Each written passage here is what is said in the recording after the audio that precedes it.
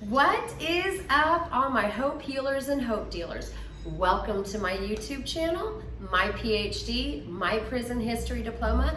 My name's Kim. I did 10 years and 8 months in Florida Department of Corrections, and I've been out for 17 years now. Yes, freedom is our birthright. I'm so in love with my freedom, and I'm so very grateful.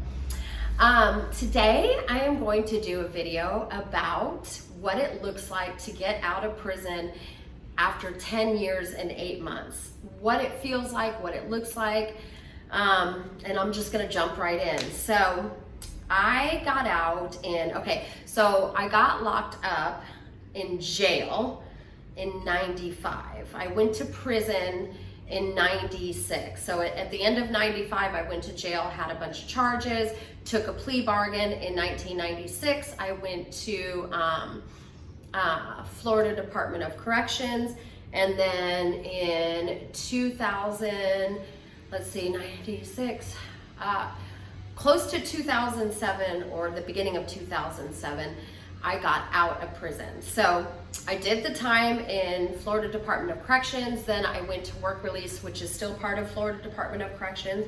Gave me a little bit of time to acclimate. So real quick overview of work release is you're still incarcerated and you live outside the gate in like a community. Okay, so for me, it was St. Pete, Florida, at a Goodwill.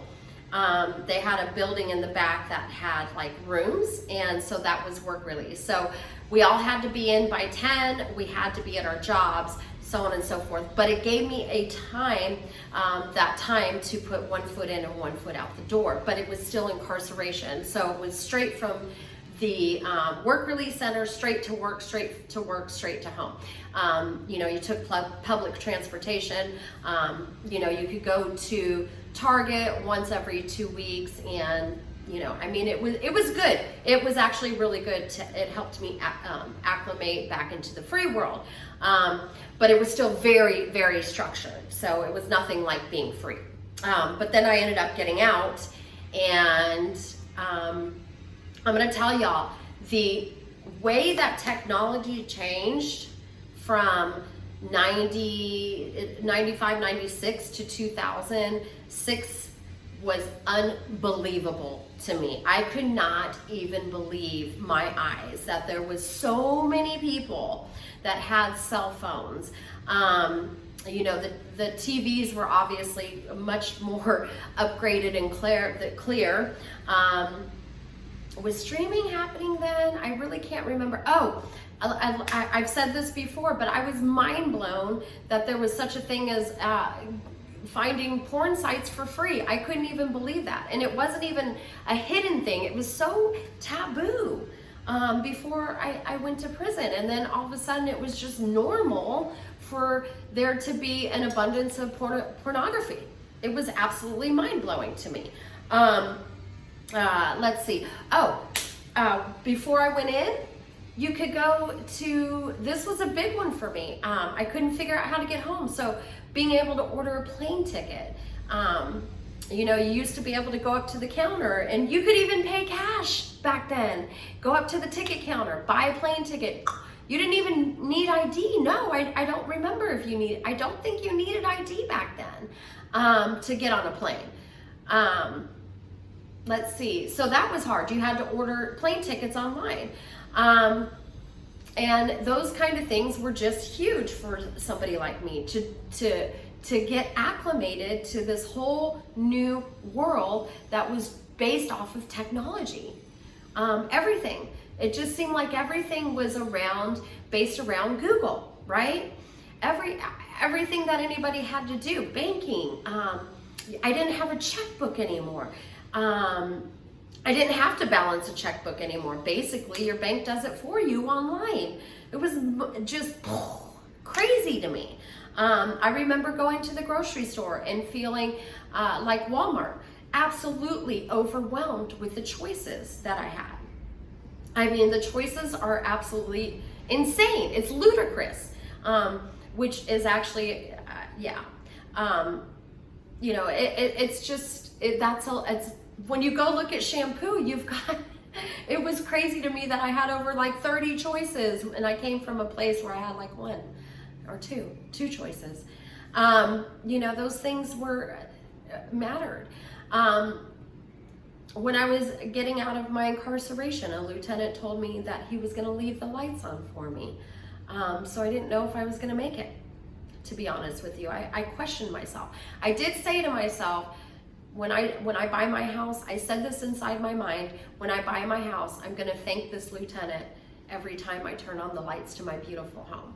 And I did. I am a homeowner, but you know, I was somewhat unsure when I got out.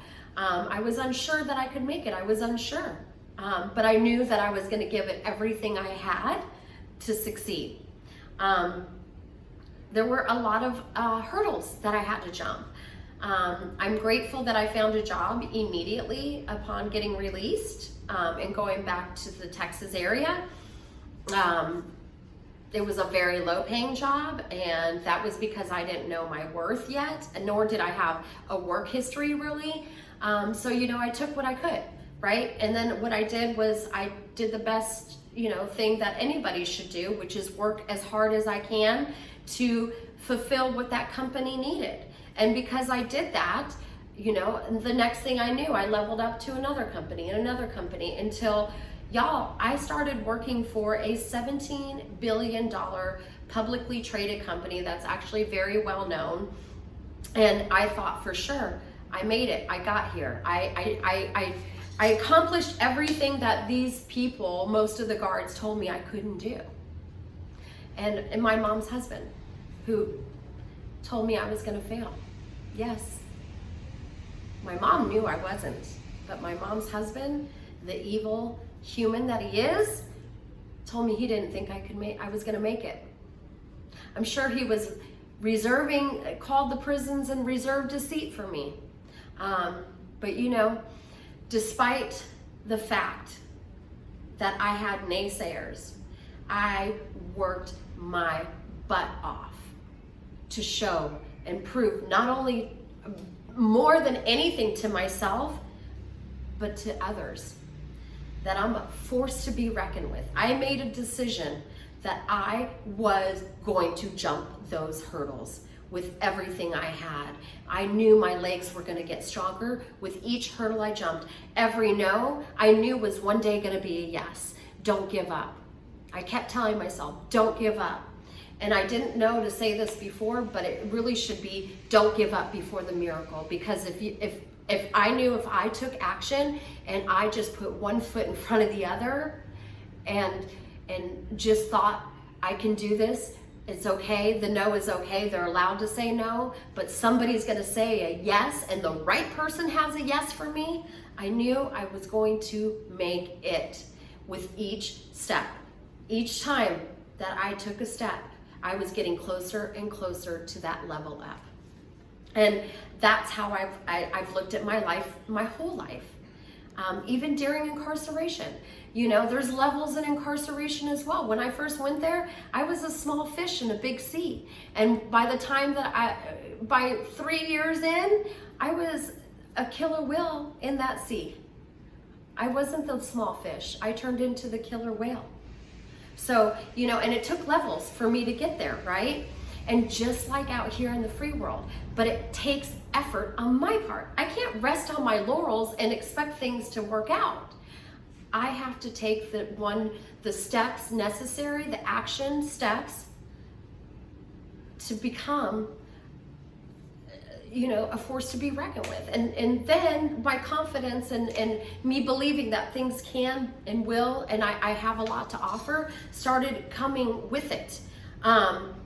You know, and I'm telling you, my confidence level is amazing now. And it's not confidence in a way where, you know, I'm entitled or whatever. It's confidence in a way where I firmly believe that I am worthy of a successful life. And I firmly believe that I'm worthy of a successful life, and I'm able to pass that message to the next person that doesn't know their worth. And that's what I'm here to do. One candle can light 1,000. And let me tell you something. I am one candle with a very long wick.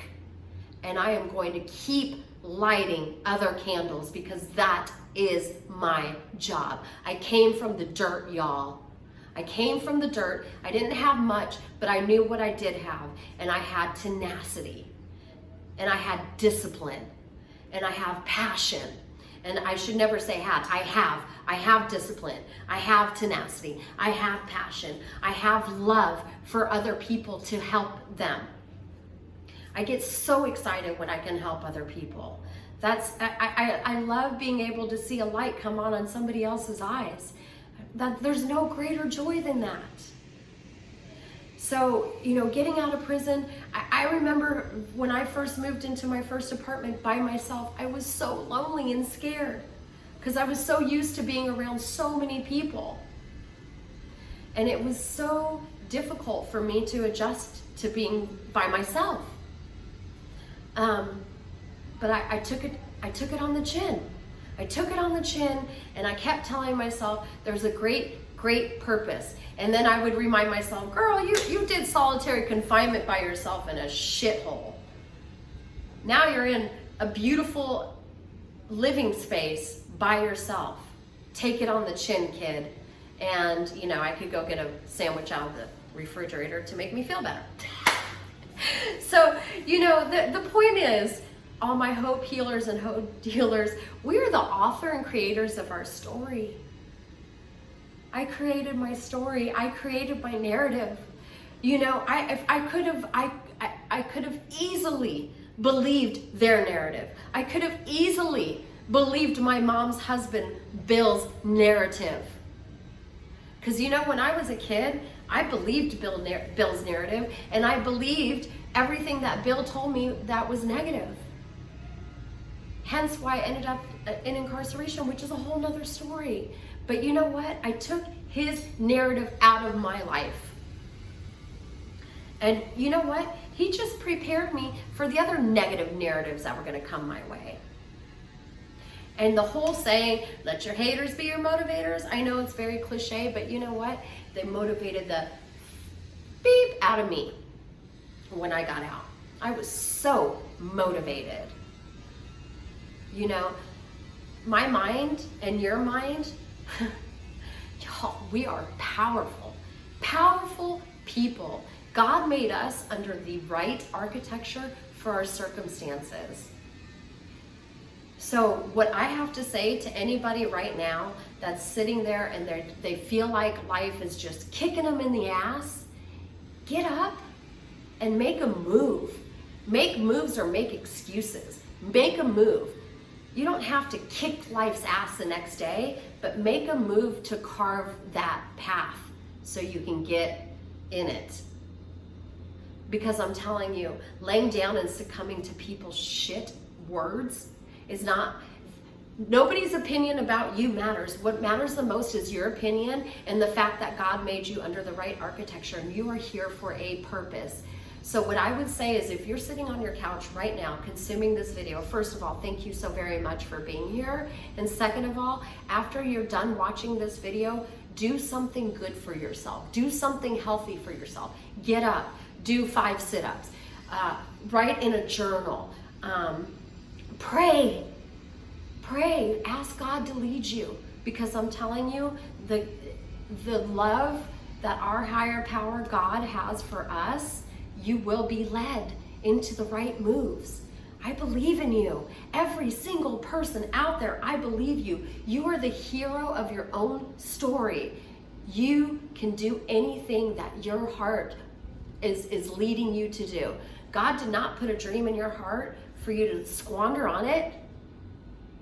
You know where the most wealth is at in the world? In the graveyard. With the people that didn't follow through with the dreams in their heart. That's where the wealth is at. So, all my hope healers and hope dealers, I love all of y'all. And let's just make this an amazing day. All right, love y'all. Thanks.